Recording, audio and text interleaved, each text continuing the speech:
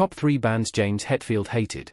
James Hetfield, the iconic frontman of the heavy metal band Metallica, is a legend in the music industry.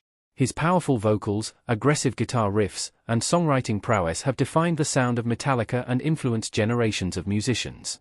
Although Metallica was not his first band, his early journey into rock stardom began with a group called Obsession.It was Metallica that catapulted him to legendary status.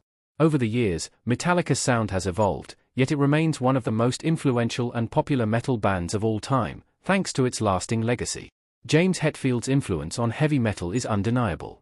His powerful vocals, aggressive guitar riffs, and songwriting prowess have defined the sound of Metallica and influenced generations of musicians. As the frontman of one of the most iconic heavy metal bands of all time, Hetfield has left an enduring legacy in the music industry. Here are 3 bands Hetfield hated the most. Guns N' Roses. In the early 90s, Metallica had a difficult time touring with Guns N' Roses. Both bands were on the road together while Guns N' Roses released Use Your Illusion in 1991. James Hetfield, Metallica's lead singer, has openly stated in interviews that he disliked Guns N' Roses due to their unprofessional and controversial behavior. Hetfield described organizing the tour as a nightmare, mentioning that Guns N' Roses was more of one guy and a bunch of other guys than a true band. Hetfield noted that dealing with Axl Rose's attitude was difficult and not something he would want to repeat. Hetfield also pointed to 2 main reasons for his frustration. The first was Guns N' Roses' chronic lateness during their 1992 tour together, which Hetfield openly disliked. The second reason was their connection to the glam rock scene in Los Angeles, which Metallica had consciously distanced themselves from. Despite these past tensions, Hetfield emphasized that there's no ill will between the bands. Recently, Metallica watched Guns N' Roses perform at a festival they both played, and any previous conflict seemed to have been put behind them. Limp Bizkit.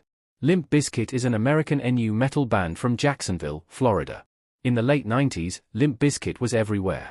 Their mix of rap, rock, and aggressive energy made them one of the defining bands of the nu metal movement. With Fred Durst leading the charge, Limp Bizkit quickly became a mainstream phenomenon, selling millions of albums and dominating the charts. While Hetfield never gave his opinion on the lyrics, he felt that both Rage and Limp Bizkit didn't have the kind of musicianship that he looked for out of a group. Limp Bizkit seems a little cartoony to me. I don't like some guy just yelling. Like Rage Against the Machine, it wasn't singing, it was just some guy kind of pissed off, telling you his opinion. The Megadeth. Megadeth is a thrash metal band from the US, founded in Los Angeles in 1983 by vocalist and guitarist Dave Mustaine. Both Megadeth and Metallica are considered metal legends, but they are also known for their intense rivalry. One of the most infamous events in metal history is Dave Mustaine's firing from Metallica in 1983. Tensions between Mustaine and the rest of the band, particularly James Hetfield, boiled over after several incidents. When Mustaine punched Hetfield for kicking his dog.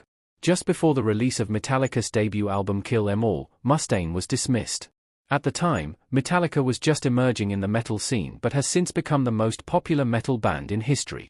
After being kicked out of Metallica for constant disagreements and alcohol-fueled behavior, Mustaine formed Megadeth, with the goal of revenge against Metallica, swearing to be bigger, better and faster, surpassing Metallica in speed, intensity, and success. The conflict between the 2 bands began during Mustaine's brief stint in Metallica from 1982 to early 1983, when he was primarily a guitarist but contributed to songwriting.